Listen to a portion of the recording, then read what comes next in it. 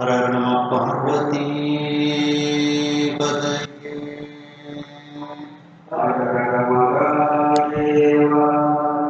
தென்னாடுடைய சிவனே போற்றி, எந்நாட்டவர்க்கும் இறைவா போற்றி. கலைநிறை கணபதிக்கு சரணம் சரணம். திருச்செந்தூர் முழக்கு அரோகரா.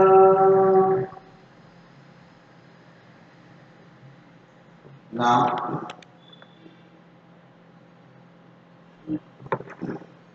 திருவாரூரை ஆரம்பின ஸ்ரீ குருமாசன்யானம் அவர்கள் பொன்னார் திருவடிகளை வணங்கியும், தருமபுராதீனம் நட்சத்திர பெருமணிகள் ஸ்ரீ குருமாசன்யானம் அவர்கள் பொன்னார் திருவடிகளை வணங்கியும், தருமபுராதீன தென்மண்டல கட்டளை விசாரணை ஸ்ரீமத் மீனாட்சி சுந்தர தம்புரான் சுவாமிகள் பொன்னார் திருவடிகளை வணங்கியும், இந்த திருவிளையாடல் புராண சிந்தனையை செவ்வனையை நடத்தி கொண்டிருக்கக்கூடிய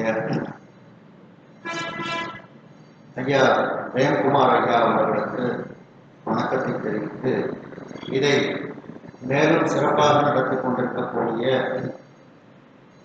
திரு அடியார் மக்கள் அனைவருக்கும் வணக்கத்தை தெரிவித்து,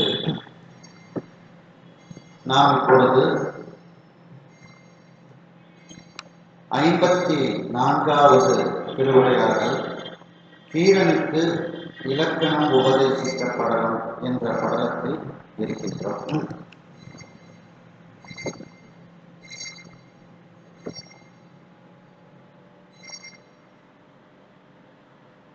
சொக்கநாத பெருமான் நக்கீரரை எரித்து மீண்டும் அவருக்கு சங்கப் புலவர்களினுடைய வேண்டுதலுக்கு ஏற்ப அவருக்கு மீண்டும் உயிர் பிச்சை கொடுத்து மீண்டும் கொடுக்கின்றார். அந்த பொற்றாமரை தீர்த்தத்திலிருந்து எழுந்து வந்த நக்கீரர் சிவபெருமான் மீது பல நூல்கள் துதித்து பாடுகின்றார்.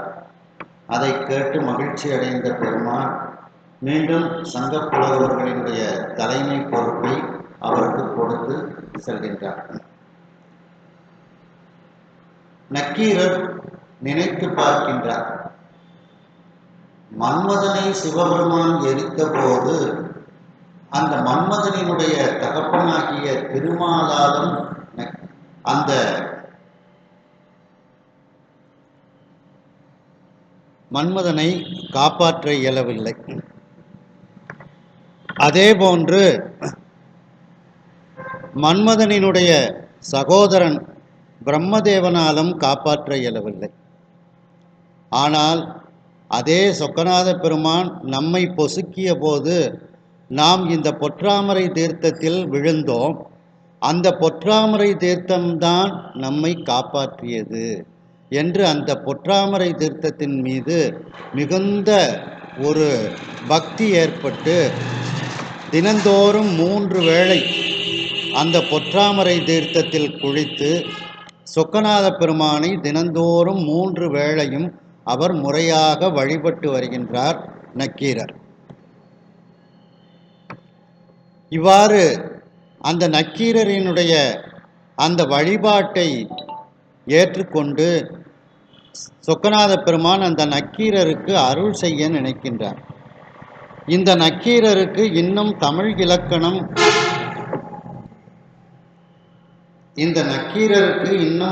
இலக்கணம் சரிவர நிரம்ப தெரியவில்லை. ஓரளவிற்கு தெரிந்து வைத்திருக்கின்றார் என்று இவருக்கு இலக்கணம் கற்றுக் கொடுக்க வேண்டும் என்று மனதில் நினைக்கின்றார். சொக்கநாத பெருமானினுடைய மனம்தான் மீனாட்சி அம்மை. மீனாட்சி அம்மை சொக்கநாத பெருமானினுடைய மனதில் இருக்கக்கூடிய எண்ணத்தை தெரிந்து கொண்டு அந்த சொக்கநாத பெருமானிடத்தில் தங்களுடைய மனதில் இருக்கக்கூடிய கருத்துக்கு யார் பதில் சொல்ல முடியும், ஆனாலும் நான் ஒன்று சொல்லுகிறேன் என்று கூறிவிட்டு திருக்கைலாயத்தில் தங்களுடைய திருமணத்தின் போது எல்லோரும் வடபக்கம் வந்ததனால் அந்த வடபக்கம் தாழ்ந்து தென்பக்கம் உயர்ந்தது. அப்பொழுது எல்லோரும் இறைவனிடத்தில் வேண்ட இறைவன் அகத்தியரையும் அவருடைய மனைவியையும் நீங்கள் தென்பொதிகை மலைக்கு சென்று இருப்பீர்களாக, அப்பொழுதுதான் இந்த நிலம் சமன்படும் என்று அனுப்பி வைக்கின்றார். அப்பொழுது அகத்தியர் அந்த தமிழ்நாட்டில் தமிழ் மொழியானது மிகவும் வளமான ஒரு மொழியாகவும் பல இலக்கியங்களை கொண்டதாகவும் இருக்கின்றது. எனக்கு அந்த தமிழ் தெரியாது. அங்கு உள்ளவர்கள் என்னிடத்தில் கேள்வி கேட்டால் நான் என்ன பதில் சொல்லுவேன். ஆகையினால் எனக்கு அந்த தமிழ் மொழியை கற்றுத்தர வேண்டும் என்று இறைவனிடத்தில் வேண்டுகின்றார்.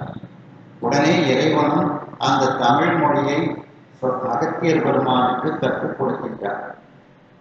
அதன் பிறகும் அகத்தியர் அந்த திருமணத்தை காண முடியாமல் தெற்கு பக்கம் வருகின்றோமே என்று தங்களுடைய திருவடியை நான் எப்பொழுது காண்பேன் என்று மீண்டும் வேண்டுகின்றார்.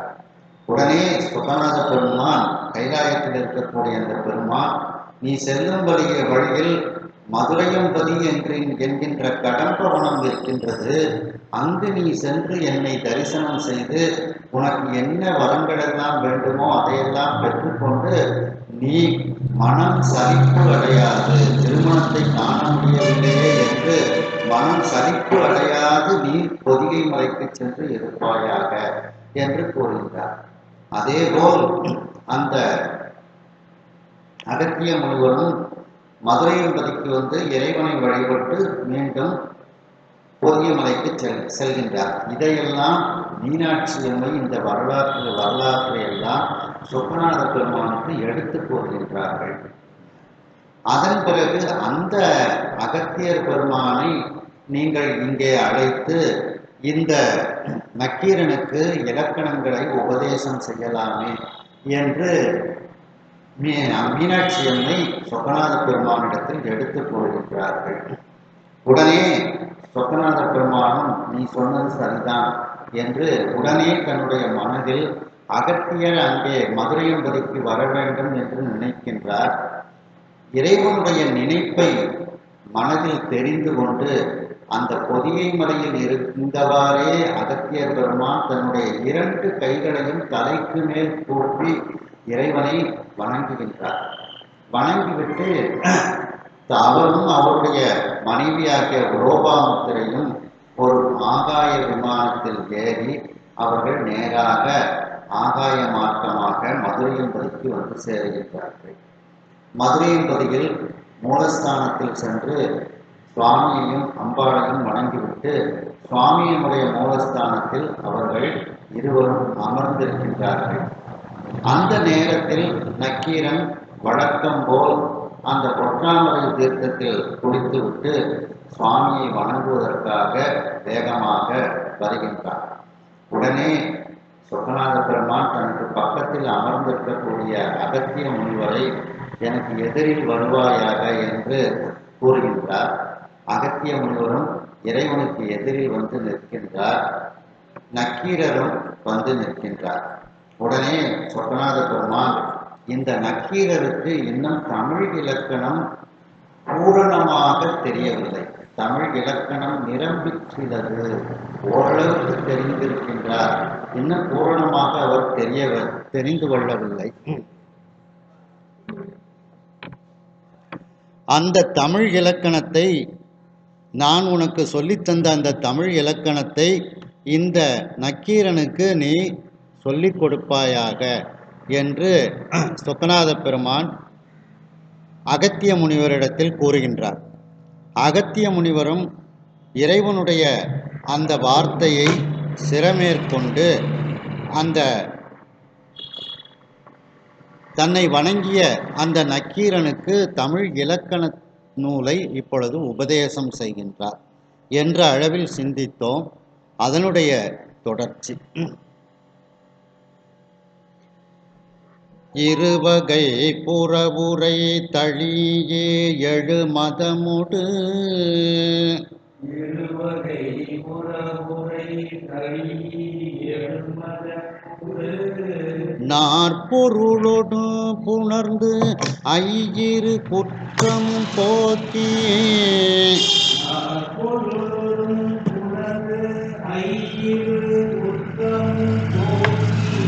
ஒரு இல் ஐயிரண்டு அழகொடும் உத்தி என்னான்கும்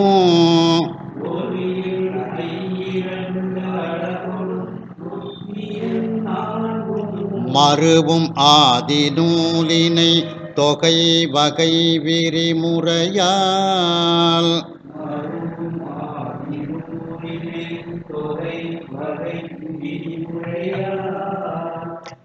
இரண்டு விதமான இப்பொழுது அகத்தியர் வியாக்கரணத்தினை உணர்த்துகின்றார். அந்த தமிழ் இலக்கண நூலை அகத்தியர் தன்னை வணங்கிய நக்கீரனுக்கு உபதேசிக்கின்றார்.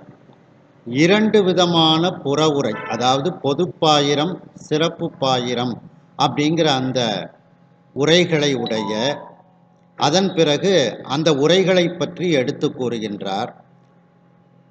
தழியி எழு மதமொடு உடன்படுதல் முதலிய 7 மதம் என்கின்ற அந்த இலக்கணத்தை எடுத்து கூறுகின்றார். நாற்பொருளொடும் புணர்ந்து அறம்பொருள் இன்பம் வீடு என்ற 4 பொருளோடு சேர்த்து இந்த இலக்கணத்தை எடுத்து கூறுகின்றார். ஐயிரு குற்றமும் போக்கி, அதாவது ஐயிருன்னா ஈரைந்து 10, அப்போ 10 குற்றங்கள், அந்த 10 குற்றங்கள் வரக்கூடாது.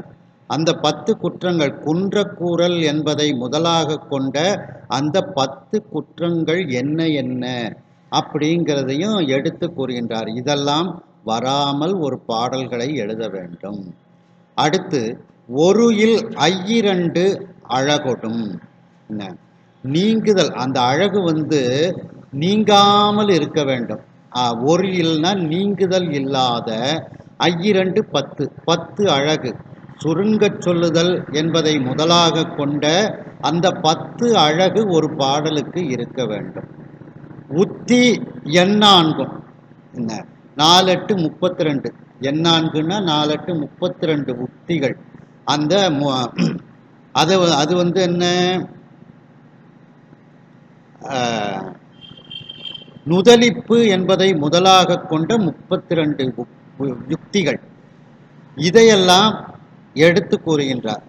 மேலும் அந்த ஆதி நூலினை தொகை வகை விரி என்று முறைப்படுத்தி எப்படி நாம் கையாள வேண்டும் என்று இப்படி அந்த இலக்கணத்தை எல்லாம் அகத்திய முனிவர் நக்கீரனுக்கு எடுத்து கூறுகின்றார். கருத்து கண்ணழிவு ஆதிய காண்டிகையானோ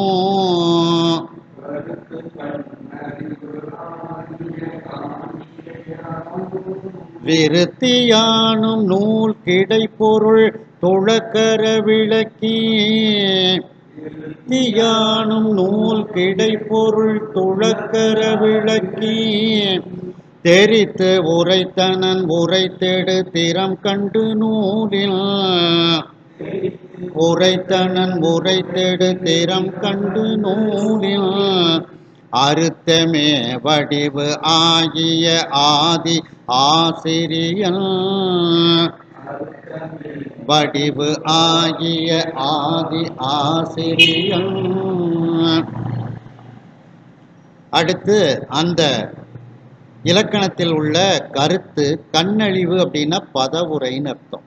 ஒவ்வொரு வார்த்தைகளுக்கும் உள்ள உரை பதவுரை. ஆதிய காண்டிகையானும், அடுத்து காண்டிகை உரை.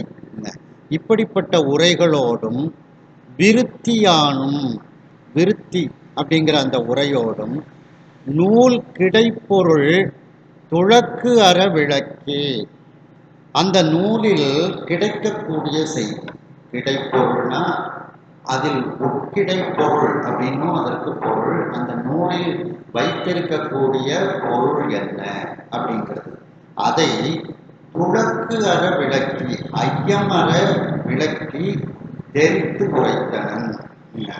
அந்த அகத்திய முனிவர் எல்லாவற்றையும் சந்தேகத்திற்கு இடமில்லாமல் எடுத்து அந்த நக்கீரனுக்கு அந்த இலக்கண நூல்களை இவ்வாறு கற்பித்தார்.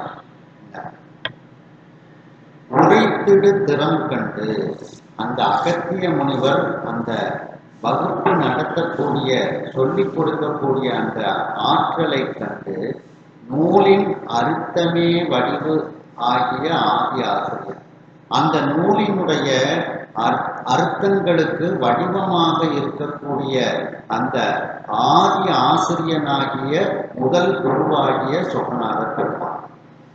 இந்த அகத்தியர் அந்த பாடம் நடத்தக்கூடிய அந்த அழகை பார்த்து மகிழ்ச்சியோடு அந்த சொக்கநாத பெருமான் அவர் அகத்தியரினுடைய முதுகில் தடவி விடுகின்றார். நல்ல பொறுப்புணி எடுக்கிற நல்ல சொல்லித்தர்ற அப்படின்னுட்டு சுவாமி கூறுகின்றார். ஆதி ஆசிரியன்னா முதல் குருவாகிய சொக்கநாத பெருமான் சிவமே குரு என கூறின நன்றி. அந்த சிவபெருமானே முதல் குரு அப்படின்ட்டு நந்தியம்பெருமான் கூறுகின்றார். அதான் இங்க ஆதி ஆசிரியர். ஆதி ஆசிரியர்னா முதல் குருவாக இருக்கக்கூடிய அந்த சொக்கநாத பெருமான். ஏன்னா அந்த கைலாய பெருமானே அகத்திய முனிவருக்கு தமிழ் இலக்கணத்தை சொல்லித்தரார். அதனால அவர்தான் முதல் குரு. அந்த ஒரு நூலினுடைய அர்த்தத்திற்கு வடிவாகவே அந்த சொக்கநாத பெருமான் இருக்கின்றார். ஒரு புக்கு எடுத்துக்கிட்டோம்னா ஒரு நூலை எடுத்துக்கொண்டோம் என்றால் அந்த இறை தத்துவங்கள் அடங்கிய நூலிற்கு பொருளாகவே அந்த சிவபெருமான் தான் இருக்கின்றார். இத சம்பந்த பெருமான் அழகா சொல்லுவாங்க. குற்றம் நீக்கும் நங்கள்டியே போகலாத வாயிலாய் சுற்றம் நீ பிரானும் நீ தொடர்ந்திலங்க சோதினி கற்ற நூல் கருத்தும் நீ அறுத்தம் இன்பம் என்னை முற்றும் நீ புகழ்ந்து உழைப்பது மோகம் மனே. கற்ற நூலாகவும் நீதான் இருக்கின்றாய்.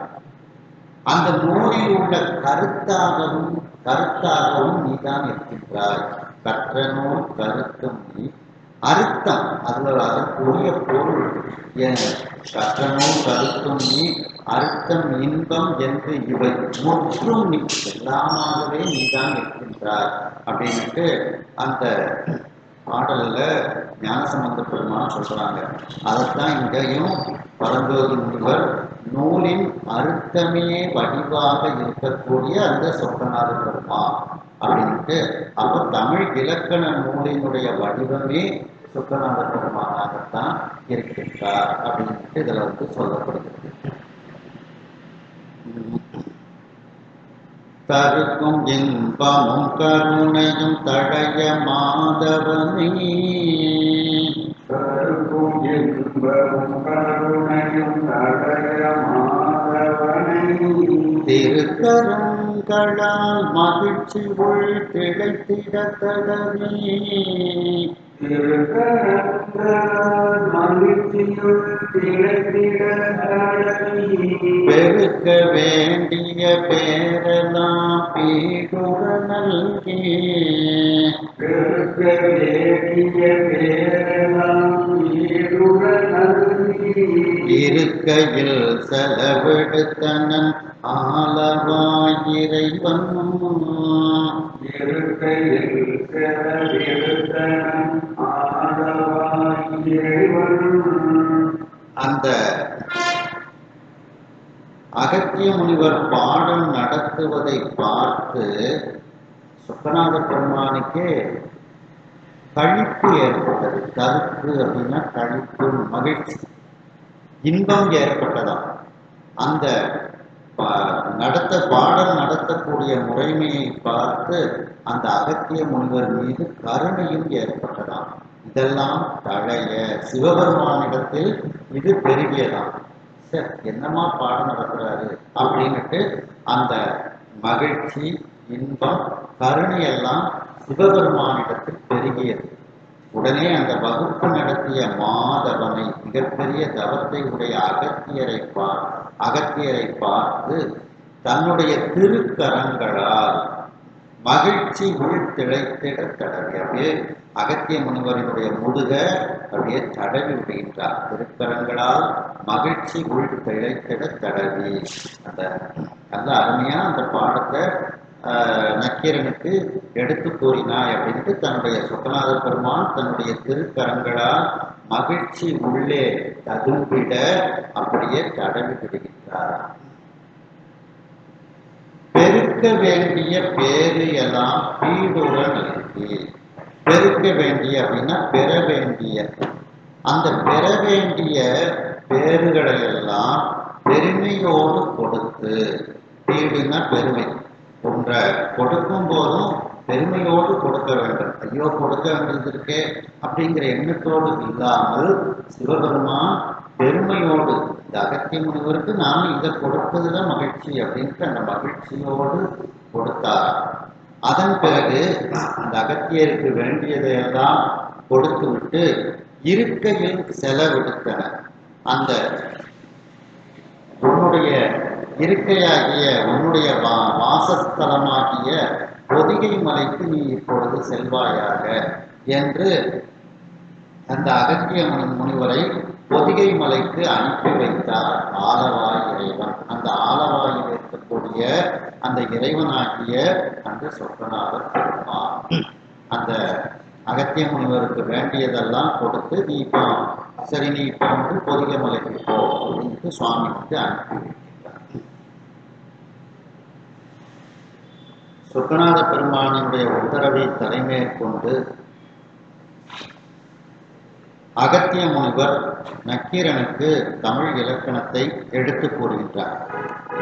இருவகை புறவுரை என்று சொல்லக்கூடிய அந்த முன்னுரை என்று சொல்லக்கூடிய பொதுப்பாயிரம், சிறப்புப்பாயிரம் இவற்றை எடுத்து கூறுகின்றார் அகத்திய முனிவர். மேலும் உடன்படுதல் என்பதை முதன்மையாக கொண்டு இருக்கக்கூடிய 7 மதம் என்கின்ற இலக்கணத்தை எடுத்து கூறுகின்றார். நாற்பொருளோடும் புணர்ந்து அறம்பொருள், இன்பம், வீடு என்கின்ற 4 விதமான பொருளோடு அது எப்படி சேர்ந்து இருக்கின்றது என்பதை அந்த இலக்கணத்தை எடுத்து கூறுகின்றார். ஐயிரு குற்றமும் போக்கி, ஐயிரண்டு 10 குற்றங்கள், குன்றக்கூறல் முதலிய குன்றக்கூறல் என்பதை முதலாக கொண்டு இருக்கக்கூடிய 10 குற்றங்களை எப்படி நாம் நீக்க வேண்டும், அந்த 10 குற்றங்கள் எது, ஒரு குற்றம் தெரிஞ்சாதான் அதை நீக்கணும், அந்த குற்றங்கள் எது, அதை எப்படி போக வேண்டும் என்று வகுப்பெடுக்கின்றார். ஒருகில் நீங்காத அழகாக சொல்லக்கூடிய, ஒரு செய்யுளுக்கு நீங்காத அழகாக சொல்லக்கூடிய 10 விதமான அழகு, சுருங்க சொல்லுதல் என்பதை முதலாக கொண்ட அந்த 10 விதமான அழகை பற்றி எடுத்து விவரிக்கின்றார். எண்ணான்கு 32 உத்திகள், அதாவது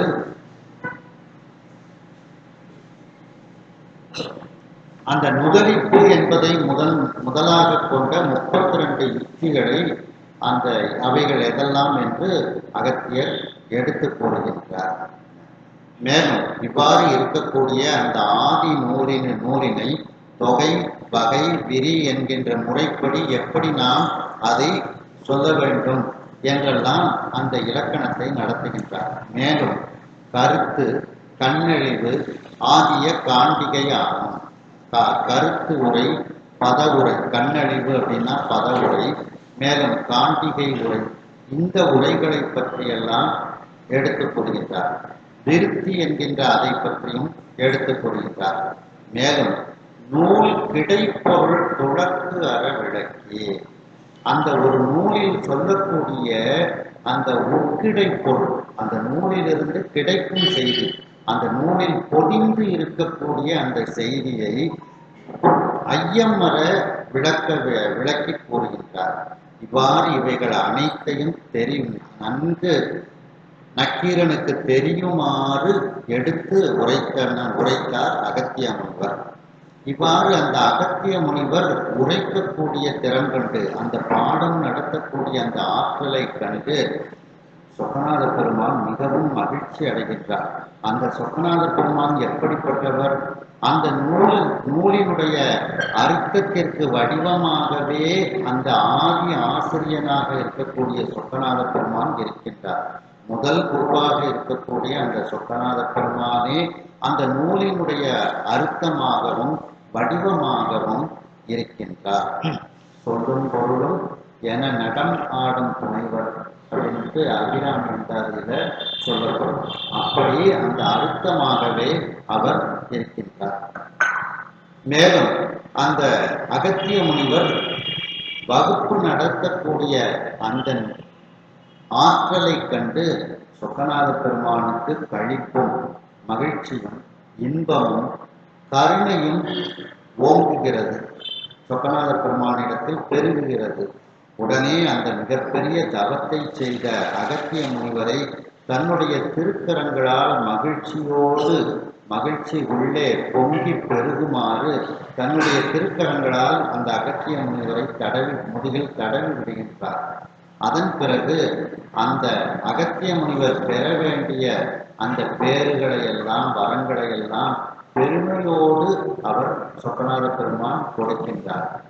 இவ்வாறு அகத்தியர் கேட்ட அனைத்தையும் கொடுத்து அவருக்கு விடை கொடுத்து அவருடைய இருக்கையாகிய அந்த பொதிகை மலைக்கு சென்று நீ இருப்பாயாக என்று விடை கொடுத்து அனுப்புகின்றார் அந்த ஆலவாயில் இருக்கக்கூடிய சொக்கநாத பெருமான். பொன்னாடோடும் குருமுனி விடை கொடுப்போன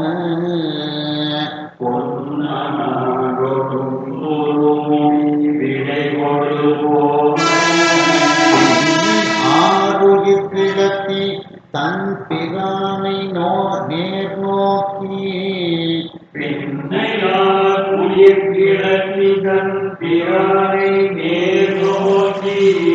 என்னை நீ இவர்க்கு உணர்த்திடாது இத்தவ பொதியில்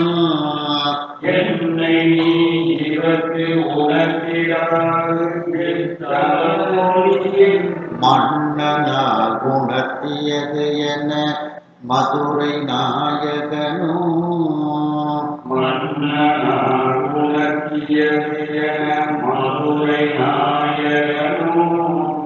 பொன்னனாளுடன் பொன் போன்று இருக்கக்கூடிய அந்த லோபாமுத்திரை. பொன்னனாள்னா அந்த இடத்துல அகத்தியரினுடைய மனைவி லோபாமுத்திரையை குறித்தார். அந்த லோபாமுத்திரையுடன் குருமுனி வந்த அகத்திய முனிவர் இறைவனிடத்தில் விடை கொடு போன பின்னை விடை பெற்று கொண்டு பொதிகமலைக்கு அவர் சென்று விடுகின்றார். அதற்கு பிறகு ஆருயிர் கிழத்தி சொக்கநாத பெருமானினுடைய உயிருக்கு உரிமையானவள். கிழவன் அப்படின்னா எல்லாவற்றுக்கும் உரிமை உடையவன் ஒரு பொருள். அதுக்கு வயதானவன் ஒரு பொருள் இருந்தாலும் கிழவன்கிறதுக்கு உண்மையான ஒரு பொருள் என்ன அப்படின்னா எல்லாவற்றுக்கும் உரிமை உடையவன் அப்படின்ட்டு. அப்ப கிழத்தி அப்படின்னா சொக்கநாத பெருமானினுடைய உயிரைக்கு உரிமை உடையவள் அப்படின்ட்டு அதற்கு பொருள். இதுல கந்தர் அலங்காரத்துல அருணகிரியார் சொல்லும்போது குறிஞ்சி கிழவன் என்று குவலயம் போடுமே அப்படின்ட்டு குறிஞ்சி நிலத்தை முழுவதையும் உடையவன் அப்படிங்கிறது அர்த்தத்துலதான் குறிஞ்சி கிழவன் முருகன் சொல்லுவாங்க. இந்த குறிஞ்சி கிழவன் என்று குவலயம் போடுமே அப்படின்ட்டு. அப்படி அந்த சொக்கநாத பெருமானினுடைய உயிருக்கு உரிமை உடையவளாகிய அந்த மீனாட்சி அம்மை தன் பிரானை நோக்கி தன்னுடைய பிரானாகிய தன்னுடைய கணவனாகிய சொக்கநாத பெருமானை நேராக பார்த்து என்னை நீ இவருக்கு உணர்த்திடாது. இறைவனே, நீயே இந்த தமிழை இந்த நக்கீரனுக்கு சொல்லிக் கொடுத்து இருக்கலாம். ஆனால் நீ இவருக்கு உணர்த்திடாது. இந்த நக்கீரனுக்கு இந்த தமிழை நீ உணர்த்தாமல் இத்தவப்பொதியின் மன்னனால் உணர்த்தியது என்னை. இந்த தவம் மிகுந்த பொதிய மலை, அகத்தியர் இருந்து தவம் செய்ததனால் அந்த பொதியமலையே தவமலையாக இருக்கிறது. அப்படிப்பட்ட தவம் மிகுந்த அந்த பொதிகை மலைக்கு மன்னனாக இருக்கக்கூடிய அகத்தியரை கொண்டு இந்த நக்கீரனுக்கு இந்த இலக்கணத்தை நீ எதற்காக உணர்த்தினாய் என்று மீனாட்சி அம்மை சொக்கநாத பெருமானை பார்த்து கேட்கின்றார். அதற்கு மதுரை நாயகன் இப்பொழுது பதில் சொல்ல இருக்கின்றார். சுவாமி, நீதான் அகத்தியருக்கு இலக்கணத்தை உபதேசம் பண்ணீங்க. இந்த பக்கத்துல இருக்கக்கூடிய நக்கீரருக்கு நீங்களே அந்த தமிழை உபதேசம் செஞ்சிருக்கலாமே, ஏன் அகத்தியரை கூப்பிட்டு நீங்க உபதேசம் பண்ணீங்க அப்படின்ட்டு கணவனிடத்தில் இந்த கேள்வியை மீனாட்சி அம்மை கேட்கின்றார்.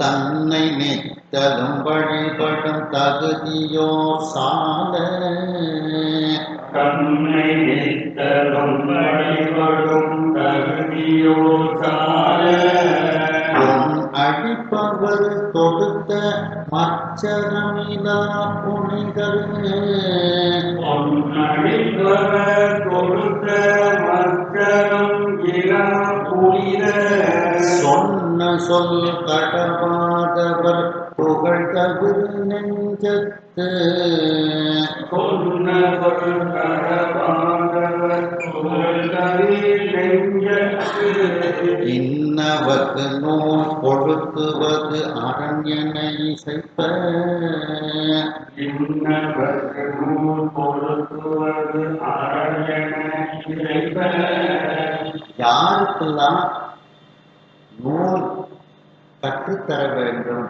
அப்படிங்கிறத இதுல சொக்கநாத பெருமான் மீனாட்சி அம்மைக்கு எடுத்துக் கொடுக்கின்றார். தன்னை நித்தலும் வழிபடும் தகுதியோ, தன்னை தினந்தோறும் வழிபடக்கூடிய தகுதியை உடையவர்களுக்கு அந்த இலக்கண இலக்கியங்களை எல்லாம் ஆன்மீக நூல்களை எல்லாம் கற்றுத்தரலாம். இரண்டாவது, இவர்களெல்லாம் இந்த மாதிரி இருக்கக்கூடியவங்களை மாணவர்களாக ஏற்றுக்கொள்ளலாம் அப்படிங்கிற அர்த்தத்துல சொல்றாங்க. சால பொன்னடிப்பவர், அந்த படித்த அந்த குருநாதருக்கு நிறைய அந்த தட்சணைகள் கொடுக்கக்கூடியவர்கள், அதான் பொன்னடிப்பவர். பொண்ணுன்னா அந்த இடத்துல அந்த நல்ல புரியணும்னா ஃபீஸ் அப்படின்னு. அப்படி அந்த குரு தட்சணை என்பதை நிறைய கொடுப்பவர்கள், சாலன்னா நிறைய அப்படின்னு, நிறைய குரு காணிக்கை கொடுக்கக்கூடியவர்களுக்கும் கட்டாயம் கற்றுக் கொடுக்க வேண்டும். தொடுத்த மச்சரம் இலா புனிதர். மச்சரம் அப்படின்னா அழுக்காறு, பொறாமை, மனதில் ஏற்படக்கூடிய அந்த அழுக்காறு என்பது இல்லாத புனிதத்தன்மை உடையவர்கள். சொன்ன சொல் கடவாதவர், ஒரு வார்த்தை சொன்னா அதை மீறாது இருக்கக்கூடியவர்கள், அந்த சொன்ன சொல்ல கடைபிடிக்கக்கூடியவர்கள், அந்த சொல்லிலிருந்து மாறாது இருக்கக்கூடியவர்கள். புகழ் தவிர நெஞ்சத்து இன்னவர்க்கு, புகழ்னா குற்றம் அர்த்தம், குற்றத்தை நீக்கக்கூடிய குற்றமில்லாத நெஞ்சை உடைய இப்படிப்பட்டவர்களுக்கு நூல் கொளுத்துவது, நூலை கற்பிப்பது, கொளுத்துவதுன்னா கற்பிப்பதுன்னு அர்த்தம், அரண் என இசைப்ப, இதுதான் தர்மம் என்று சொக்கநாத பெருமான் மீனாட்சி அம்மைக்கு எடுத்து கூறுகிறார். இந்த கொளுத்துதல் அப்படிங்கிறத கற்றுக் கொடுக்கிறது அப்படிங்கிற அர்த்தத்துல எதனால சொல்றாங்க அப்படின்னா, இந்த கற்பூர பொட்டின்னு ஒன்று சொல்லுவாங்க. கற்பூர பொட்டி, கரிப்பொட்டி, வாழைத்தண்டு பொட்டி அப்படிங்கிறது. அந்த கற்பூர பொட்டிக்கு கொளுத்தி போட்டா போகும், இந்த கரிப்பொட்டிக்கு கொஞ்சம் எடுத்து சொன்னா டக்குன்னு அதை பற்றிக்கலாம். வாழைத்தண்டு பொட்டிங்கிறது ரொம்ப சிரமம். அதனாலதான் அந்த இதுல இருந்து வந்ததுதான் கொளுத்துவதுன்னு உண்டு. லேசா கொளுத்தி போட்டா போதும். இந்த மாதிரி உள்ளவங்க நல்ல அறிவுடையவர்களாக இருந்தால் தான் முதல்ல இந்த செயலை செய்ய முடியும். இதுல உள்ள அந்த நியமங்களை கடைப்பிடிக்கக்கூடியவங்க அறிவுடையவர்களாக இருப்பாங்க. அவங்களுக்கு வந்து ரொம்ப கஷ்டப்பட்டுலாம் சொல்லி கொடுக்க வேண்டாம். லேசாக அந்த தீயை கொளுத்தி விட்டாச்சுன்னா போதும், அது பிடிச்சிடும். அதே மாதிரி தான் அந்த கீரன் நல்ல ஒரு கற்பூர பத்தியா இருக்கிறாரு, அகத்தியர் லேசாக சொல்லி கொடுக்குறாரு, டக்குன்னு அதை பிக்கப் பண்ணி கொடுக்குறாரு. அதனால தான் அந்த கொளுத்துவதுங்கிற வார்த்தையே கற்றுக் கொடுத்தல்ங்கிறதுக்கு பயன்படுத்துறாங்க. இன்னவருக்கு ஆனால் நம்ம வந்து கொளுத்துவது அப்படிங்கிறது கொஞ்சம் நம்ம வந்து அது ஒரு தவறான வார்த்தையாக தான் நம்ம நினைச்சிட்டு இருக்கிறோம். விளக்கு பொருத்தியாச்சா ஏற்றியாச்சான்னு தான் கேட்போம். வந்து தமிழ் நம்ம திருநெல்வேலி பக்கம் தான். கன்னியாகுமரி மாவட்டத்தில் பார்த்தீங்கன்னா விளக்கு கொளுத்தியாச்சான்னு தான் கேட்போம். ஆட்ட குழந்தை இன்னும் விளக்கு கொளுத்தியாச்சா அப்படின்பாங்க. அது அந்த ஊரில் உள்ள அப்போ இப்படிப்பட்டவர்களுக்குத்தான் அந்த நூலை கற்றுக் கொடுப்பது தர்மம் அப்படின்னுட்டு சொக்கநாத பெருமான் மீனாட்சி அம்மைக்கு கூறுகின்றார்கள். பொன் போன்று இருக்கக்கூடிய உலோகா முத்திரையோடு குருமுனியாகிய அகத்திய முனிவர் சொக்கநாத பெருமானிடத்தில் விடை பெற்றுக் கொண்டு அந்த மதுரையம்பதியிலிருந்து அவர் பொதிகை மலைக்கு இப்பொழுது வந்து சேர்ந்து விடுகின்றார். அதற்கு பிறகு அந்த சொக்கநாத பெருமானினுடைய மேலான அந்த உயிருக்கு உரிமையாக இருக்கக்கூடிய கிழத்தியாக இருக்கக்கூடிய மீனாட்சி அம்மை தன்னுடைய பிரானாகிய தன்னுடைய கணவனாராகிய அந்த சொக்கநாத பெருமானை நேராக பார்த்து கேட்கின்றார். இறைவனே, நீயே இந்த நக்கீரனுக்கு தமிழ் இலக்கணத்தை உணர்த்தி இருக்கலாம். நீ அவ்வாறு இந்த தமிழ் இலக்கணத்தை நக்கீரருக்கு கற்றுக் கொடுக்காமல் இந்த தவம் செய்து இருக்கக்கூடிய பொதியமலைக்கு மன்னனாக இருக்கக்கூடிய அகத்திய முனிவரை இங்கே வரவழைத்து அந்த அகத்திய முனிவர் மூலமாக இந்த நக்கீரனுக்கு இந்த இலக்கணத்தை கற்றுக் கொடுத்தது என்ன காரணம் என்று மீனாட்சி அம்மை தன்னுடைய கணவனை பார்த்து கேட்கின்றார். தன்னுடைய உடனே அந்த மதுரை நாயகனாகிய சொக்கநாத பெருமானும் மீனாட்சி அம்மைக்கு பதில் கூறுகின்றார். தினந்தோறும் இறைவனை வழிபடக்கூடிய தகுதியை உடையவர்கள், குருவை வழிபடக்கூடிய அந்த தகுதியை உடையவர்கள், அந்த குருநாதருக்கு காணிக்கையாக குரு காணிக்கையாக நிறைய பொன் கொடுக்கக்கூடியவர்கள். அடுத்து மனதில் அழுக்காறு பொறாமை என்கின்ற இல்லாத புனிதத்தன்மை வாய்ந்தவர்கள், சொன்ன சொல்லிலிருந்து மீறாதவர்கள், சொன்ன சொல்லை கடைப்பிடித்து நடக்கக்கூடியவர்கள், குற்றமற்ற நெஞ்சத்தை உடையவர்கள். இவர்களுக்கு இந்த ஆன்மீக நூல்கள் இலக்கண நூல்களை எல்லாம் கற்றுக் கொடுப்பது என்பதுதான் தர்மம். இவர்களுக்குத்தான் கற்றுக் கொடுக்க வேண்டும் என்று பதில் கூறுகின்றார் சொக்கநாத பெருமான் மீனாட்சி அம்மைக்கு.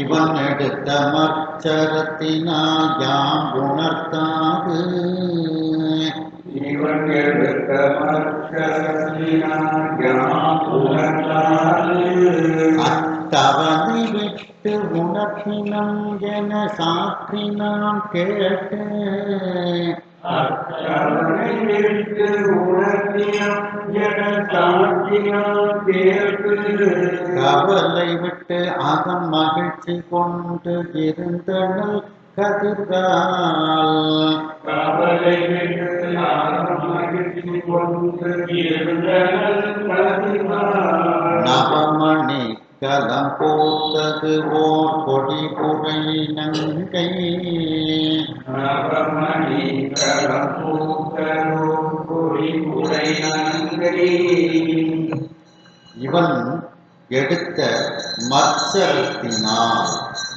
இந்த நக்கீரன் உள்ளத்தில் அழுக்க அந்த பொறாமை என்பது வந்தது.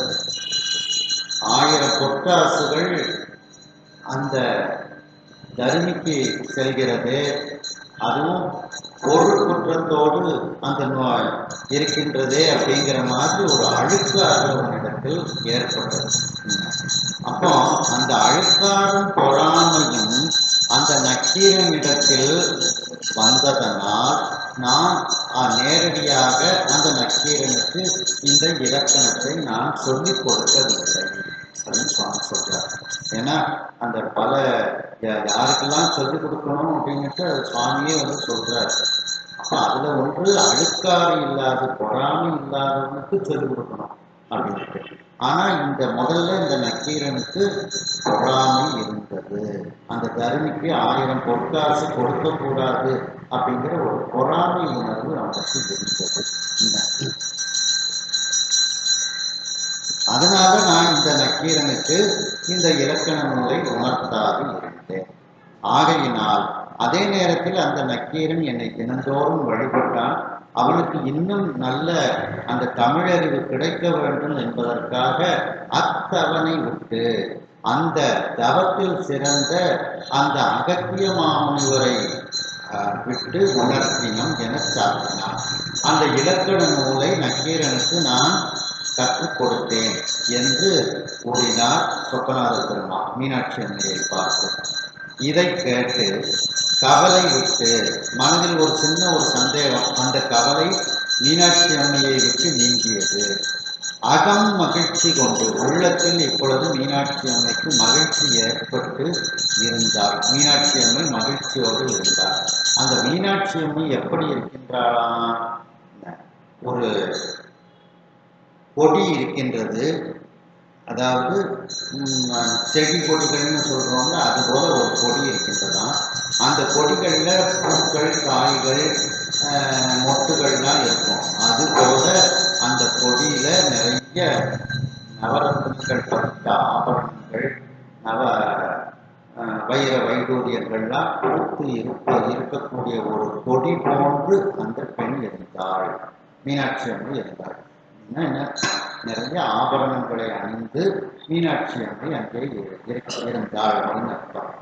கதிர்கால் ஒளி வீசக்கூடிய நவமணிக்களால் நவரத்னங்களால் செய்யப்பட்ட ஆபரணங்கள் எல்லாம் பூத்து இருப்பது போல, பூத்தது ஓர் கொடி, பூத்து இருக்கக்கூடிய ஒரு கொடியை போல நங்கை இருந்தாள். நங்கைனா மீனாட்சி, குறைனா போலன்னு அர்த்தம். குறைனா போலன்னு அர்த்தம். அந்த கொடியை போல அந்த நங்கையாகிய மீனாட்சி அம்மை அங்கே இருந்தாள்.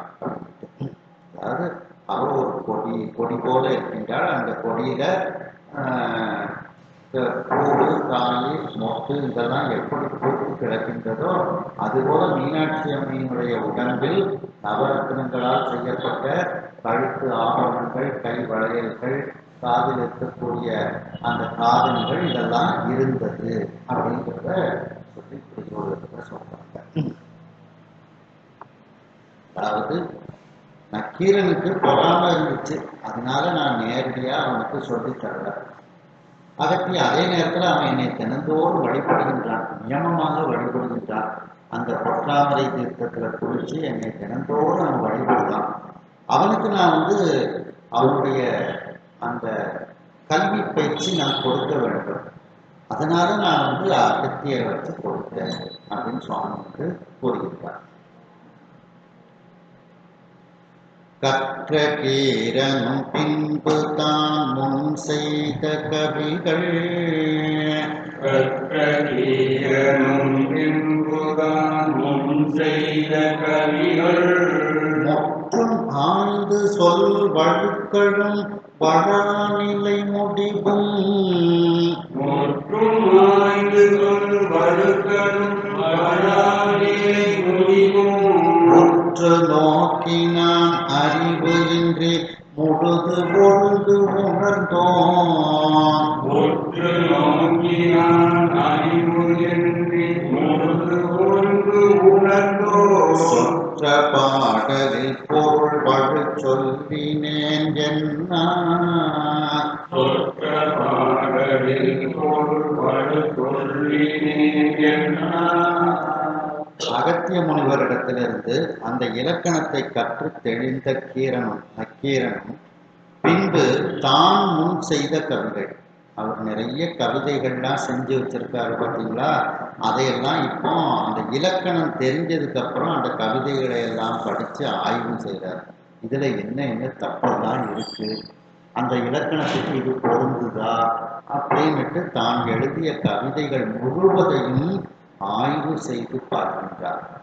அதில் நிறைய வலுவு சொற்கள், இப்படியெல்லாம் முடிக்கக்கூடாது அப்படிங்கிற ஒரு முடிப்புகள் எல்லாம் அதில் இருக்கு. அதில் குற்றங்கள் இருக்குது. அதையெல்லாம் அவர் தெரிஞ்சுட்டு உற்று நோக்கினான். வளாநிலை முடிவும் உற்று நோக்கினான்.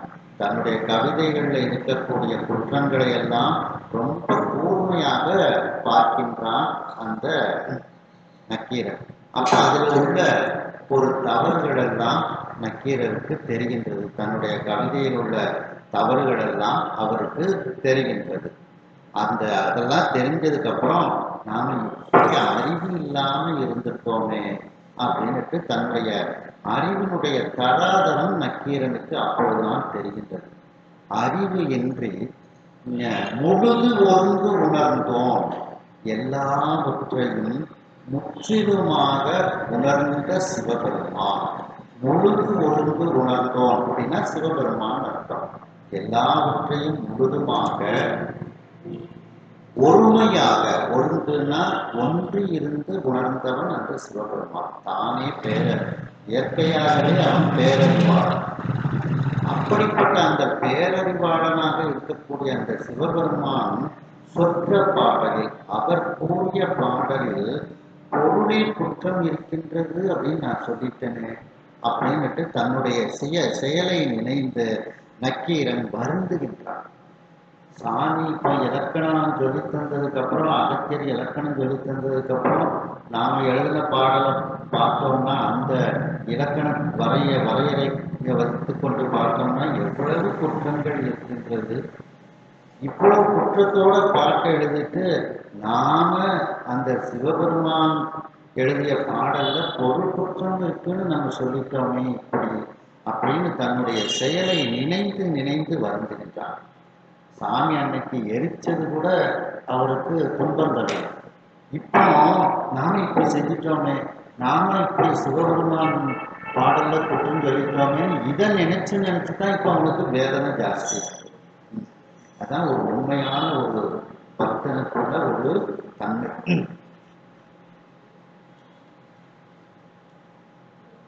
மீனாட்சி அம்மை சொக்கநாத பெருமானிடத்தில் நீங்களே நேரடியாக ஏன் அகத்தியருக்கு தமிழ் இலக்கணத்தை சொல்லித் தந்திருக்கக்கூடாது என்று கேட்டவுடன் யார் யாருக்கெல்லாம் தமிழ் இலக்கணத்தை சொல்லித்தர வேண்டும் என்று சொக்கநாத பெருமான் மீனாட்சி அம்மைக்கு எடுத்து கூறிவிட்டு, இந்த நக்கீரனுக்கு உள்ளத்தில் பொறாமை என்கின்ற அந்த அழுக்காறு இருந்தது.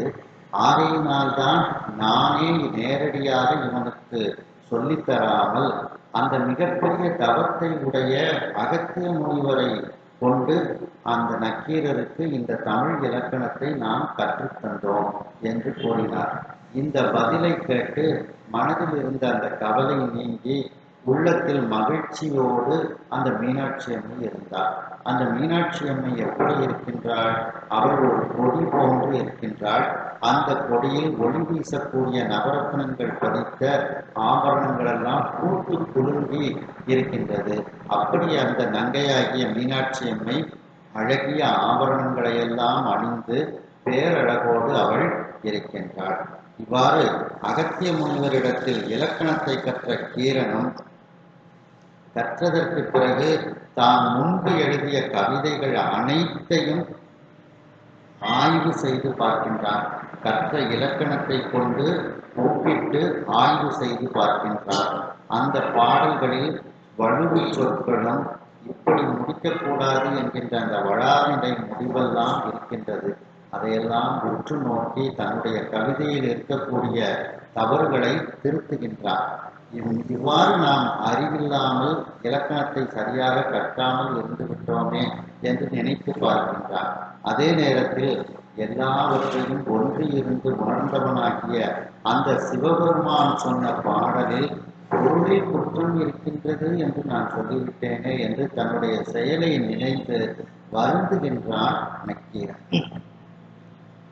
மறையின் அந்தமும் தொடாத தாழ் நிலம் தொட வந்த மறை அந்தமும் தொடாத நிலம் தொட வந்த நிறை பழஞ்சுடர் நிராமய நிறுத்தற்கு பிழைத்தேன் நிறை பழஞ்சுடர் நிராமய நிறுத்தற்கு பிழைத்தேன் சிறிய கேள்வியோர் கழியவும் செருக்கு உடையோர் என்று சிறிய கேள்வியோ அறியவும் செருக்குடையோ என்று அறிஞர் கோரிய பழங்கொள் என் அளவிற்றே அம்ம அறிஞர் கூடிய பழஞ்சொல் அடலியம்ம மறையின் அந்தமும் தொடாத தாழ்.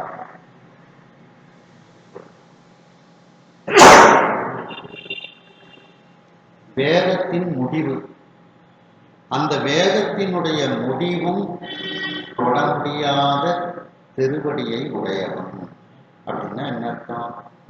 அந்த வேதத்தினுடைய அந்தம் அதான் வேதாந்தம். வேதம் பிளஸ் அந்தம் வேதாந்தம். அந்த வேதாந்தத்தாலும் காண முடியாத திருவடி. இத சைவ சித்தாந்தத்துல எந்த இடத்துல சொல்றாங்க? வேதாந்த தெளிவே சித்தாந்தத்தை தெரிக்கலாம் அப்படின்ட்டு பாடல சொல்றாங்க. வேதாந்த தெளிவே சித்தாந்தத்தை தெரிக்க வைப்பான் அந்த இடம்தான். அப்போ அந்த வேதத்தினுடைய முடிவும் தொட முடியாத அந்த திருவடி, அந்த திருவடி என் பொருட்டு கருணையின் காரணமாக அந்த சொக்கநாத பெருமானினுடைய திருவடி இந்த நிலத்தை தொட்டுக்கொண்டு வந்தது, எனக்காக உருவெடுத்து வந்தது. அந்த நிறை பரந்துடர் எங்கும் நீக்கமர நிறைந்து இருக்கக்கூடிய மேலான சுடராகிய அந்த நிராமய பாசமற்ற அந்த நிறுத்தன் நடனமாடக்கூடிய வெள்ளியம்பல வாசம், அந்த பெருமானினுடைய பெருமானுக்கு நான் பிழை செய்தேன். அவருடைய பாடலில் பிழை கூறினேன். பிழைத்தேன் அப்படின்னா பிழை செய்தேன்னு அர்த்தம் எடுக்கணும்.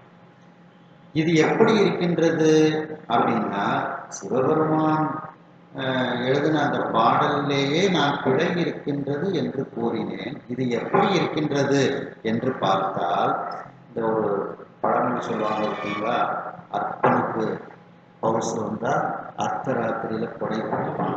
அந்த சிறிய கேள்வியோ அற்ப வித்தை உடையவர்கள். கேள்வினா அறிவு, அற்ப வித்தை, சிறியனா அற்ப வித்தை உடையவர்கள் கழியவும் அப்படின்னா அதிகமாக செருக்கு உடையோர்.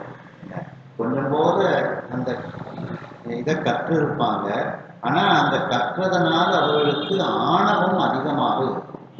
முழுமையாக கற்றவன்ட்டு ஆணவம் இருக்காது. அதுதான் சொல்றார், சிறிய கேள்வியோர் அற்ப வித்தை உடையவர்கள் மிகவும் அதிகமாக செருக்கு உடையவர்களாக இருப்பார்கள். அதே மாதிரி நானும் கொஞ்சம் படித்தேன் தமிழ, அந்த கொஞ்சம் படித்ததுனால எனக்கு ரொம்ப ஆணவம் அதிகமாயிட்டு அப்படின்னு நக்கீரர் தன்னைத்தானே தன்னுடைய செயலை நினைத்து தன்னைத்தானே இகழ்ந்து கொள்கின்றார். இது எப்படி? இது இந்த வார்த்தை அறிஞர்கள் இந்த வார்த்தையை சொல்லுவாங்க.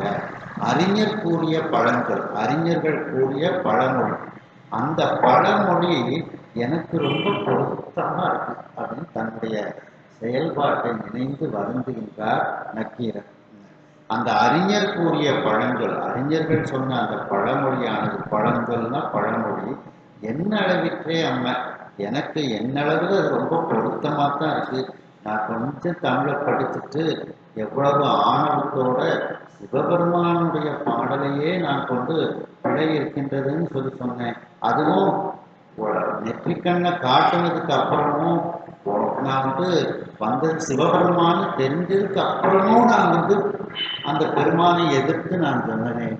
என்னுடைய ஒரு அறிவில்லாத தன்மை, ஆணவத்தன்மை எப்படி இருந்ததுன்னு இதை நினைத்து நினைத்து வருந்திருந்தார் நக்கீரர்.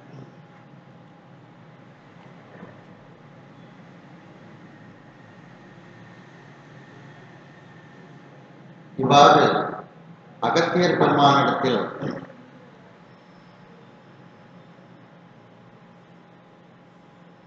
பெருமானிடத்தில் இலக்கணங்களை கற்ற கீரன் பிறகு தான் முன்பு இயற்றிய அந்த கவிதைகளை எல்லாம் முழுவதுமாக ஆய்வு செய்து பார்க்கின்றார். அதில் வழுவு சொற்கள் நிறைய இருக்கின்றது. இப்படி முடிக்கக்கூடிய அந்த வளாநிலை முடிவுகள் எல்லாம் இருக்கின்றது. அதையெல்லாம் உற்று பார்க்கின்றார். தன்னுடைய பாடலில் எவ்வளவு சிறு சிறு தவறுகள் இருக்கின்றது என்பதை பார்க்கின்றார். இவ்வாறு நாம் அறிவில்லாமல் இப்படி இருந்து விட்டோமே என்று வருந்துகின்றார். மேலும் முழுவதும் ஒருமைப்பட்டு உணர்ந்த அந்த சிவபெருமான் சொன்ன பாடலில் பொருள் குற்றம் இருக்கின்றது என்று நான் சொல்லிவிட்டேனே என்று தன்னுடைய செயலை நினைந்து வருந்துகின்றார். அந்த வேதத்தினுடைய முடிவுகளும் வேதாந்தமும் தொட முடியாத திருவடி, அந்த திருவடி சொக்கநாத பெருமானினுடைய திருவடி என் பொருட்டு கருணையின் காரணமாக இந்த நிலத்தை தொட்டுக்கொண்டு வந்த அந்த மேலான நீக்கமர நிறைந்த பரஞ்சுடராகிய பாசமற்ற அந்த நிறுத்தனாகிய அந்த வெள்ளியம்பல பெருமான் அவர் கூறிய பாடலில் நான் பிழை இருக்கின்றது என்று கூறினேன். இது எப்படி இருக்கின்றது என்று தெரியுமா? அற்ப வித்தை உடையவர்கள், சிறிதளவு கல்வி கற்றவர்கள் அதிகம் செருக்கு உடையவர்களாக இருப்பார்கள் என்று அறிஞர்கள் ஒரு பழமொழியை சொல்லி இருக்கின்றார்கள். அந்த பழமொழிக்கு பொருத்தமாக நானே இருக்கின்றேன் என்று, அந்த பழமொழிக்கு அளவுகோலாக நான் தான் இருக்கின்றேன் என்று தன்னுடைய ஒரு செயல்பாட்டை நினைந்து நக்கீரன் வருந்துகின்றார். அட்டமோ இதன் திருவடிக்கு அடியேன் பிழைக்க, அட்டமூர்த்திதன் திருவடிக்கு அடியேன் பிழைக்க, பட்ட தீங்கினால் எனையவன் முதல் விழிப்படுத்தி, பட்ட தீங்கினால் எனையவன் முதல் விழிப்படுத்தி, சுட்டது அன்றி என் நெஞ்சமும் சுடுவதே என்று சுட்டது அன்றி என் நெஞ்சமும் சுடுவதே என்று உள்ளதும்பிய விடுமனோர் உவரியுள் ஆழ்ந்தார், உள்ளதும்பிய விடுமனோய் உவரியுள் ஆழ்ந்தார். அட்டமூர்த்திதன் திருவடிக்கு, அந்த அட்டமூர்த்தியாக 8 விதமான மூர்த்தியாக இருக்கக்கூடிய அந்த பெருமானினுடைய திருவடிக்கு அடியேன் பிழைக்கப்பட்ட தீங்கினால், என்னால் பிழை செய்ய நேர்ந்த அந்த தீங்கின் காரணமாக அந்த சிவபெருமானினுடைய திருவடிக்கு நான் ஒரு பிழையை செய்துவிட்டேன். அவருடைய பாடலில் பொருள் குற்றம் இருக்கின்றது என்ற ஒரு பிழையை கூறி நான் தீங்கு செய்துவிட்டேன் அந்த திருவடிக்கு. அந்த தீங்கின் காரணமாக என்னை அவன் முதல் விழிப்படுத்தி சுட்டது. என்னை அவனுடைய நெற்றிக்கண்ணிலிருந்து வரக்கூடிய அந்த தீயானது என்னை சுட்டு பொசுக்கியது. அன்றைக்கு அந்த சொக்கநாத பெருமானினுடைய நெற்றிக்கண் தீ என்னை சுட்டது. இன்றைக்கு நான் செய்த தவறை நினைந்து என்னுடைய நெஞ்சை என்னை சுடுது. அந்த சொக்கநாத பெருமான் சுட்டதை விட இன்னைக்கு நான் ரொம்ப வேதனைப்படுகின்றேன் அப்படின்ட்டு தன்னுடைய தவறை நினைந்து வருந்துகின்றார் நக்கீரர். அன்றி சுட்டது அன்றி என் நெஞ்சமும் சுடுவதே என்று, அன்னைக்கு நான் செஞ்ச பிழையை நினைத்து என்னுடைய நெஞ்சமே என்னை சுட்டுக் கொள்ளுகிறது என்று உள்ததும்பிய உள்ளத்தில் அந்த வேதனையானது அதிகரித்துக் கொண்டிருக்கிறது. விழும நோயின துன்பம் அர்த்தம். அந்த துன்பமாகிய கடலில் மூழ்கி இருக்கின்றான் அந்த நக்கீரன். உவரி அப்படின்னா கடல்னு அர்த்தம். அந்த விழும நோய் உவரியுள் ஆழ்ந்தான். துன்பக் கடலில் அவன் மூழ்கி கொண்டிருக்கின்றான். சாமியினுடைய பாட்டில் குற்றம் தெரிவித்தவனே, இதுதான் அவனுக்கு கவலை நக்கீரனுக்கு. அந்த துன்பத்தை கடலிலேயே அவன் மூழ்கி இருக்கின்றான். அதாவது ஒழுக்கம் விழுப்பம் தரலாம், ஒழுக்கம் உயிரினும் ஓம்பப்படும். அப்ப அந்த விழுப்பம்னா மேன்மைன்னு அர்த்தம். விழும நோய் அப்படின்னா மேன்மையை தரக்கூடிய ஒரு நோய், ஆனால் அது ஒரு துன்பம் தான். இதை எப்படி இது பண்றதுன்னா, இப்போ நக்கீரன் வந்து தான் செய்த தவறை நினைஞ்சு வேதனைப்படுதான் அந்த துன்பம். அந்த துன்பப்படுவதே அவனுக்கு மேன்மைக்கு உரிய ஒரு வழி. இது எப்படி அப்படின்னா, திருநாவுக்கரசு பெருமான் நீ எனக்கு சூழலை நோய் தந்தது ரொம்ப நல்லது அப்படின்ட்டு சுவாமிட்டு ஒரு இடத்துல சொல்றாரு. நீ எனக்கு அன்னைக்கு அந்த சூழலை நோயை தராம இருந்திருந்தேன்னா நான் உன்னை துன்பப்படுவேன். அப்புறம் அது விழும நோய், உயர்வை தரக்கூடிய நோய் அந்த சூளை நோய் அப்படிங்கிற அர்த்தத்துல தான் இங்க விழும நோய். இங்க விழும நோய்ங்கிறது இந்த துன்பமும் அந்த நக்கீரன் வந்து அந்த தான் செய்த தவறை நினைத்து அந்த துன்பமாகிய மேன்மையை தரக்கூடிய துன்பம். ஆனாலும் துன்பம் தான். என்ன சூளை நோய் வந்துச்சு தாங்க முடியலன்னு தானே அழுதாங்க, துன்பப்படுறாங்க. அந்த துன்பக் கடலில் இந்த நக்கீரன் மூழ்கினான். சுவாமி வந்து அட்டமூர்த்தி அப்படின்னு சுவாமியை வந்து சொல்றாங்க. அட்டமூர்த்தினா பஞ்சபூதங்கள் நிலம், நீர், தீ, காற்று, ஆகாயமாக இருக்கின்றான். சூரியன் சந்திரனாக இருக்கின்றான்.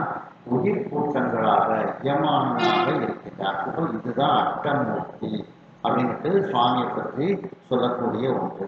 என்ன சம்பந்த பெரும் பல இடங்கள்ல இதை பற்றி சொல்லப்படுகிறது. சம்பந்த பெருமான் சொல்லும்போது பண்ணும் பதம் ஏழும் பத ஓசை தமிழவையும் உள்நின்றது சுவையும் ஒரு தாழத்தொலி தொலவும் மண்ணும் புனல் உயிரும் வரு காற்றும் சுடர் மூன்றும் விண்ணும் முழுதானிடம் வீழின் நிழலையே. மண்ணும் புனல், மண் புனல்னா ஆறு தண்ணீர், மண் நிலம் நீர், மண்ணும் புனல்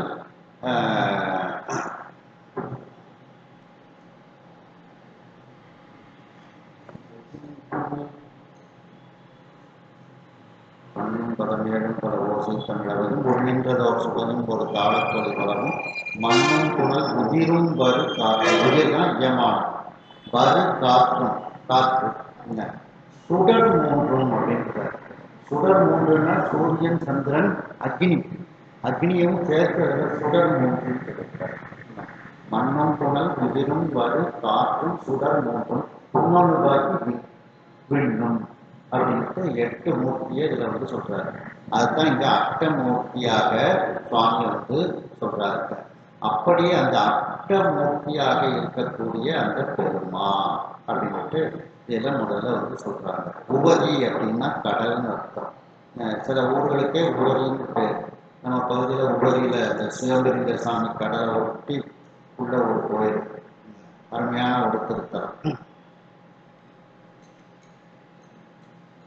மகவை ஈன்ற தாய் கைத்தெடு மருந்து வாய் மடுத்து, மகவை ஈன்ற தாய் கைத்தெடு மருந்து வாய் மடுத்து, பகைப்படும் பிணி அகற்றிடும் பான்மை போல் என்னை, பகைப்படும் பிணி அகற்றிடும் பான்மை போல் என்னை, இகல் இழைத்து அறிவுறுத்தினார்க்கு ஏழையே செய்ய, இகல் இழைத்து அறிவுறுத்தினார்க்கு ஏழையே செய்ய, தகுவது யாது என வரம்பிலா மகிழ்ச்சியுள் தாழ்ந்தான், தகுவது யாது என வரம்பிலா மகிழ்ச்சியுள் தாழ்ந்தான்.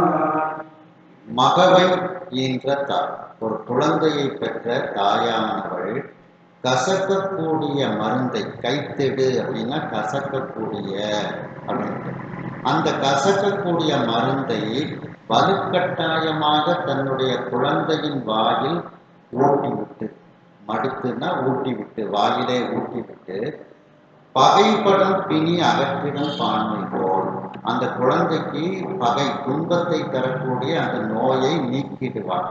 அப்படிப்பட்ட தன்மையை போல பான்மை, அப்படிப்பட்ட தன்மையை போல அந்த கசப்பு மருந்தை குடிக்கும்போது குழந்தை குடிக்க மாட்டேன்னு அடம் கொடுக்கும், அந்த மருந்தை தட்டி விடும். ஆனாலும் அந்த தாய் வலுக்கட்டாயமாக அந்த குழந்தையின் வாயில் அந்த மருந்தை ஊட்டி விடுவார். எதனால? அந்த குழந்தைக்குள்ள நோய் நீங்க வேண்டும் என்பதற்காக. அதை போல என்னை இகழ்விழைத்து என் மீது கோபப்பட்டு, சொக்கநாத பெருமானே நீ என் மீது முதலில் கோபப்பட்டாய். இகழ் இழைத்துன்னா கோபப்பட்டு கொண்டு அதுக்கப்புறம் அறிவுறுத்தினார்கள். அதுக்கப்புறம் எனக்கு தான் அருள் செய்ததோடு மட்டுமல்லாமல் இந்த தமிழ் இலக்கணத்தையும் நீ அறிவுறுத்தினாய். நக்கீரரை வைத்து எனக்கு பாடம் எடுக்க செய்தார். இப்படிப்பட்ட உன்னுடைய தன்மைக்கு ஏழையாக இருக்கக்கூடிய நான் செய்ய தருவது யாது? நான் என்ன கைமாறு செய்ய போறேன் உனக்கு, என்ன நன்றி கடன் செய்ய போறேன் உனக்கு என வரம்பிலா மகிழ்ச்சியுள் தாழ்ந்தான். எல்லையற்ற மகிழ்ச்சியுள் அவன் ஆழ்ந்தான். முதல்ல துன்பத்துல ஆழ்ந்தான். அதே துன்பம் தான் இன்பம். முதல்ல என்ன, நான் இப்படிலாம் சாமிய நூல்ல குற்றம் சொல்லிட்டேனே அப்படிங்கிற துன்பம். அதுக்கப்புறம் நான் என்னத்தை குற்றம் செஞ்சாலும் நீ என்னை காப்பாற்றி எனக்கு தமிழ் இலக்கணத்தையும் கற்றுத்தந்த அப்படின்னுட்டு இப்போ மகிழ்ச்சியும் ஏற்படுது. அப்போ இன்பமும் துன்பமும் ஆனவம் நானா தாங்க அப்படிங்கிறது மாதிரி அந்த துன்ப இன்பம் ரெண்டு ஒரு குணங்களை இப்பொழுது அந்த நக்கீரரிடத்தில் இருக்கின்றது. நீ இந்த செய்த செயலுக்கு நான் என்ன கைமாறு செய்ய முடியும், செய்ய தருவது யாரு அப்படின்ட்டு, என்ன செஞ்சு உடனே வணங்கத்தான் முடியும் அப்படின்ட்டு இந்த மணிவாச பெருமான் திருவாசகத்துல சொல்லும்போது, தந்தது உந்தன்னை கொண்டது என் தன்னை சங்கரா ஆர்வலோ சர்வரு அந்தமொன்றில்லா ஆனந்தம் பெற்றேன் யாது நீ பெற்றது ஒன்று என்பால் சிந்தகே கோயில் கொண்ட எம்பெருமான் திருப்பெரும் துறை உரை சிவனே எந்த ஈசா உடல் இடம் கொண்டால் யான் இதற்கு இளங்கோர் கைமாறே. உனக்கு என்ன கைமாறு என்னால செய்ய முடியும்? உன்னை வணங்குவதை தவிர வாழ்த்துவதை தவிர வேற எந்த கைமாறும் என்னால செய்ய முடியாது. தந்தது உந்தன்னை கொண்டது என் தன்னை அப்படின்ட்டு மணிவாசக பெருமான் சொல்லுவது போல, நீ என்ன ஒரு தாய் எப்படி குழந்தைக்கு அந்த கசப்பு மருந்தை கொடுக்கின்றாளோ அதுபோல என்னை நீ ஆட்கொண்டு என்னை திருத்தி எனக்கு அந்த தமிழ் இலக்கணத்தை நீ கற்றுத்தந்தார். இதற்கு நான் என்ன கைமாறு செய்ய போகின்றேன்? ஏழையேன் செய்ய தருவது யாது அப்படின்ட்டு அந்த இறைவனை நினைந்து மகிழ்கின்றார் அந்த நக்கீரர். தாழ்தல் அப்படின்னா உள்ளே அமுங்குதல்னு அர்த்தம். அப்போ ஆழ்தல்னு அர்த்தம். மகிழ்ச்சியுள் ஆழ்தல் அப்படிங்கிறத தான் இந்த தாழ்ந்தான் அப்படின்னு போட்டிருக்கு. இந்த தண்ணிக்குள்ள தாழ்ந்துகிட்டே இருக்கிறான் அப்படின்னு சொல்றோம்ல, அப்ப தாழ்தல்னா உள்ளே மூழ்குதல்னு அர்த்தம். அந்த அர்த்தத்துலதான் இங்க தாழ்ந்தான் அப்படிங்கிறத எடுக்கணும். தாழ்ந்தான்ங்கிறத ஆழ்ந்தான் இந்த அர்த்தம் எடுத்துக்கிறார். அதே மாதிரி ஆழ்வார்கள் பாசுரத்துல சொல்லும் போது பார்த்தீங்கன்னா, வாழாத அறுத்து சொடினும் மருத்துவன்பால் மாளாத காதல் நோயாளன் போல் மீளா துயர்தலினும் விற்றுவக்கோட்ட அம்மானி ஆளா உணர்தருளே பார்ப்பன் அடியேனே அப்படின்னு. டாக்டர் கத்தி எடுத்துட்டு வாராரு, இவர் என்னை வெட்ட வராருன்னு நம்ம சொல்லுவோமா?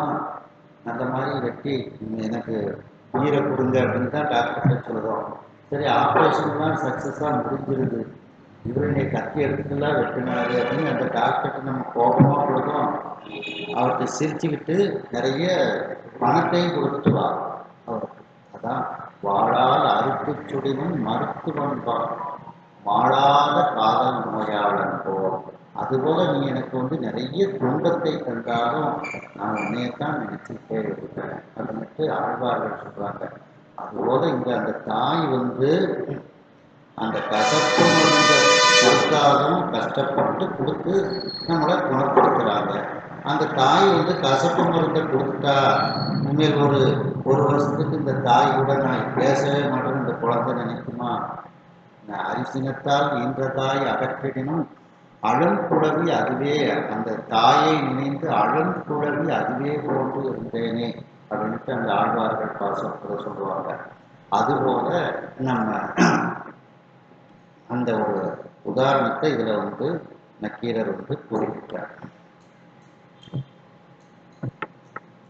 அட்டமூர்த்தியாக இருக்கக்கூடிய அந்த சிவபெருமானினுடைய திருவடிக்கு நாம் பிழை செய்ய நேர்ந்த இந்த தீங்கின் காரணமாக அந்த சொக்கநாத பெருமானினுடைய பாட்டில் பொருள் குற்றம் இருக்கின்றது என்ற தீங்கை செய்ததின் காரணமாக அந்த சொக்கநாத பெருமான் என்னை அவனுடைய நெற்றிக்கண்ணில் இருக்கக்கூடிய தீயினால் சுட்டான்.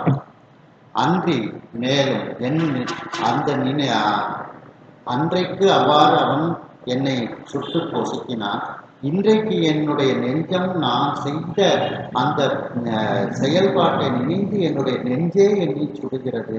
இப்படி நாம் தவறு செய்து விட்டோமே, தன்னுடைய தவறை நினைந்து நினைந்து ஞானிகள் வந்து துன்பப்படுவார்கள்.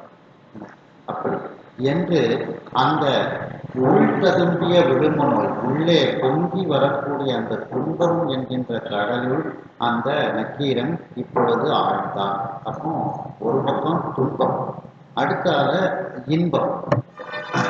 மகவை ஈன்ற தாய், ஒரு குழந்தையை பெற்ற தாயானவள் கசக்கக்கூடிய மருந்தை வலுக்கட்டாயமாக தன்னுடைய குழந்தையினுடைய வாயிலே ஊற்றிவிட்டு அந்த குழந்தைக்கு பகையாக இருக்கக்கூடிய துன்பம் தரக்கூடிய நோயை எப்படி நீக்குகின்றாளோ அப்படிப்பட்ட தன்மையை போல என்னிடத்தில் முதலில் நீ கோபப்பட்டாய், அதன் பிறகு எனக்கு அருள் செய்தாய். அருள் செய்ததோடு எனக்கு உயிர் பிச்சை தந்தாய். உயிர் பிச்சை தந்ததோடு மட்டுமல்லாமல் எனக்கு தமிழ் இலக்கண நூலை நீ வந்து நடத்தினாய். இந்த உன்னுடைய செயலுக்கு ஏழையாக இருக்கக்கூடிய நான் செய்யக்கூடிய கைமாறு என்ன செய்ய போகின்றேன் என்று எல்லையற்ற மகிழ்ச்சியிலும் அந்த நக்கீரன் இப்பொழுது இருந்தான். காலத்துல குழந்தைகளுக்கு ஒரு நோய் வந்துச்சுன்னா தாய் வந்து மருந்து சாப்பிடுவாங்க. அந்த மருந்து வந்து பாலாக அந்த குழந்தைக்கு நோய்க்கு.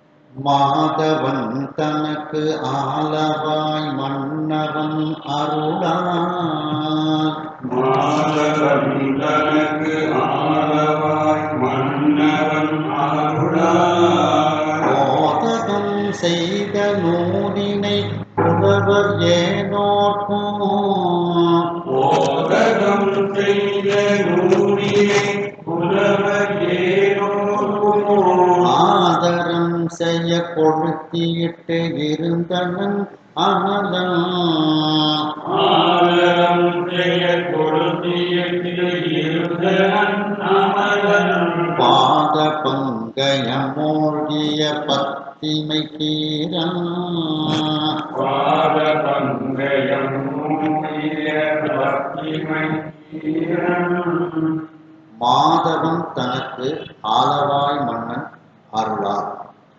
மாதவத்தை உடைய கீரனும் மிகப்பெரிய தவத்தை உடையவன்.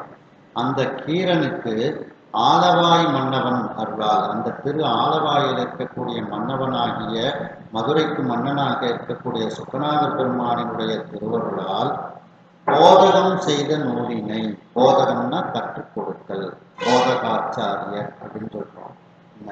போதகாச்சாரியர் அப்படி போதகம் செய்த நூலினை, கற்பித்த இலக்கண நூலை, அகத்தியர் கற்றுத்தந்த அந்த இலக்கண நூலை, அந்த அகத்தியர் யாரும் சொக்கநாத பெருமான் சொன்னதனால் கற்றுக் கொடுக்கின்றார். அப்போ அருள் செய்தது யாரு? சொக்கநாத பெருமான்.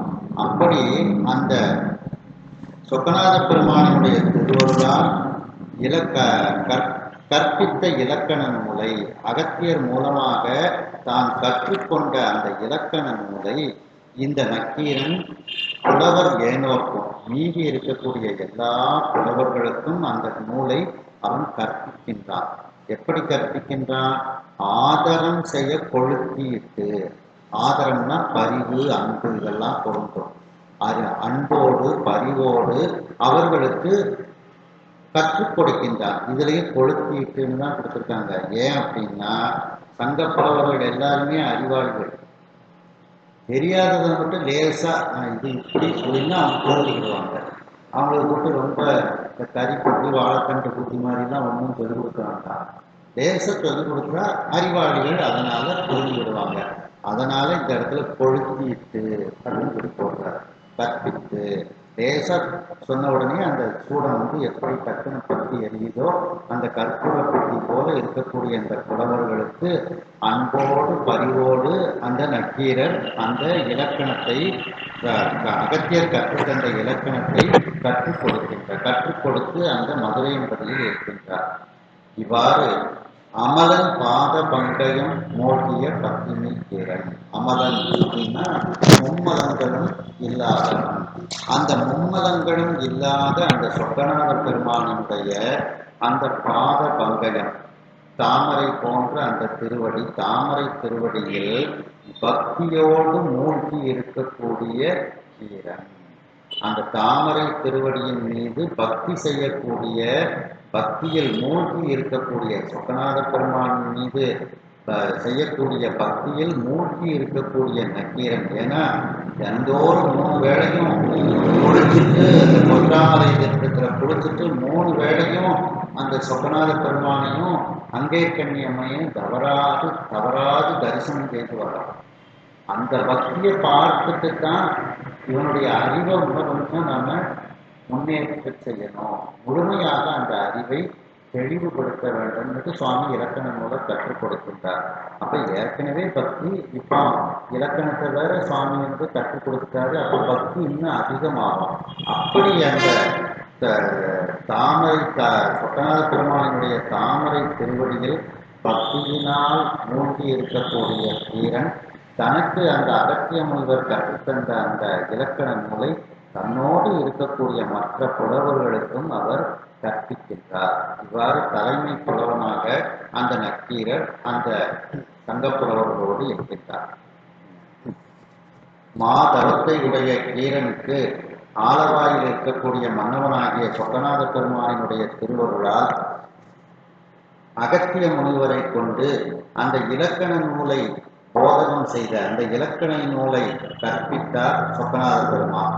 தாம் கற்றுக்கொண்ட அந்த இலக்கண நூலை அந்த நக்கீரன் தன்னோடு இருக்கக்கூடிய மற்ற புலவர்களுக்கும், புலவர் ஏனோக்கும் எல்லா புலவர்களுக்கும் அன்போடு பரிவோடு அவர்களுக்கு கற்றுக் கொடுத்து கொண்டு அந்த மதுரை என்பதில் அந்த நக்கீரர் இருந்தார். நக்கீரர் அந்த மதுரை என்பதில் எப்படி இருந்தார்? மும்மலங்களும் இல்லாத அந்த சொக்கநாத பெருமானுடைய தாமரை திருவடியில் பக்தியில் மூழ்கி கொண்டு அந்த நக்கீரன் அந்த மதுரை என்பதில் தலைமை புலவனாக வீற்றிருந்தார் என்று இந்த அளவில் இந்த சிந்தனையை நிறைவு செய்து மீண்டும் அடுத்த சிந்தனையில் அடுத்த திருவிளையாடலை நாம் சிந்திப்போம். ஹர நம பார்வதி பதையே. வெற்றிவேல் முருகனுக்கு